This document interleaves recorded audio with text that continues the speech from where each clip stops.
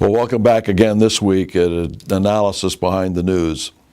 Well, it seems as though the Spanish are moving a law through their parliament to tax solar power. So what the Spanish did was they subsidized the Spanish citizens to go out and buy solar panels, put them up on their roofs of their business or their homes or whatever. And now a bill is moving through their parliament to tax the sun. It's basically what it is. And so if you miss paying your taxes because of the landline, the electrical lines that come in, now they're going to get you by the electricity that you use on your solar panels. Don't think for a moment that they haven't already been thinking about this in the United States. If they could, they'd tax the air you breathe. And a lot of these environmentalists feel that that should be done. After all, you take so many breaths a minute, and that uses the air, and the air belongs to the United Nations, therefore it should be taxed. Believe me, they have been discussing this. In fact, we find that back in 2009, the Chinese and Obama signed an agreement for a U.S.-China Clean Energy Research Center. And boy, don't the Chinese need it. The problem with that is that we will start making laws based on these various findings from this center with the Chinese communists and our own communists and our federal government figuring out what should be done in the way of clean air. And it hasn't worked very well in China, I must say, because of the heavy smog that exists in these industrial centers in large cities in China.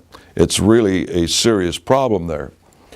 One of the things that we also see is, as continuing from what we were talking about last week, is that China is increasing its investment overseas in the area of energy. China to finance refinery for Cambodia. Britain invites Chinese nuclear investment so that they can come in and take part in the growth of nuclear energy in Great Britain. Then they even have a chart here. You can't see it very well on camera, but it diminishes as to how much millions and billions that China has invested in energy in the European nations. The largest investment is in Switzerland of over $7 billion. Then the next one is France, England, Portugal, Norway, etc. The Chinese are investing in energy all over the world, as we pointed out, not just in coal mines and oil, but the actual production of energy from these sources, including atomic, particularly in Europe. Those sorts of things do not bode well with that heavy investment by communist Chinese governments into these things if we form a union with the European Union through these treaties that are being negotiated right now by Obama. Another thing, too, that we see that's very disturbing is that the Chinese don't like what happened to Russia. They feel that Russia became too liberalized with the so-called fall of communism. The Chinese have no qualms about letting the world know that they are communists. The Russians hide it. The Chinese flaunt it.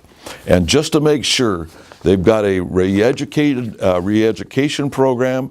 They've got new laws that they're bringing in under the new leadership of China to ensure that China stays communist. As a matter of fact, all Chinese journalists right now have been ordered into re-education by the new reform government of China. One report states that while they are in training, they will wear the People's Liberation Army uniform. They will be tested at the end, by the way. And it seems that the Chinese government thinks that their journalists are becoming a little bit too independent. Well, the interesting thing is, at the same time, the Knights Foundation of Knights Ritter, the journalistic chain, is involved in educating the Chinese journalists to write better in more of a Western vernacular and style, so that the Chinese communist journalists can sell their news stories better to the West. by the Western personality reading it. So thank you very much. We not only have the stilted communist propaganda, we are now going to have the smooth communist propaganda that people will fall for. Speaking of investment by the Chinese, particularly in the financial sector, we are seeing in New York City now that the Chinese, a state-owned, that means a Communist Party entity, has bought out, from China, has bought out One Chase Manhattan, a big superstructure in the financial district, from J.P. Morgan. They've also bought up 70% of Atlantic Yards, a big development which also has Russian investment in it in Manhattan. And so as these Chinese get more and more investment into the financial sector in that geographic area, they will have more influence on the financial sector. It's a serious problem. But in the note of levity, I want to bring you a little humor. I'm not going to talk about all of these. There are 10 steps that indicate your employer has changed to Obama's health care plan. I can't give you a couple of them because it's over the internet, and some people don't seem to have discretion when it comes to some of the things that they put on Facebook and Twitter and in emails and that sort of thing, and that's the case here. But a couple of them I think you'll find humorous. These are the indicators. Directions to your doctor's office include: take a left when you enter the trailer park. Now keep in mind, these are indications that your employer has changed to Obamacare. Tongue depressors taste faintly like fudge sickles. The only item listed under preventative care coverage is an apple a day. Your primary care physician is wearing the pants you gave to Goodwill last month. Your Prozac comes in different colors with little M's on them. And lastly, you receive your notice that you are now a part-time employee instead of full-time. And that one's not so funny, because that's happening by the literally tens of thousands across the country. Tens of thousands of individuals across the country have also been notified that their insurance has been canceled. And the rates are going up for the individuals in most cases where their insurance has been canceled when they go out and find new insurance. And some of them will be subsidized, but if they don't fall under that category, it's going to go up. And usually that's about 3/4 of those individuals. People are finding out more and more what Obamacare really means.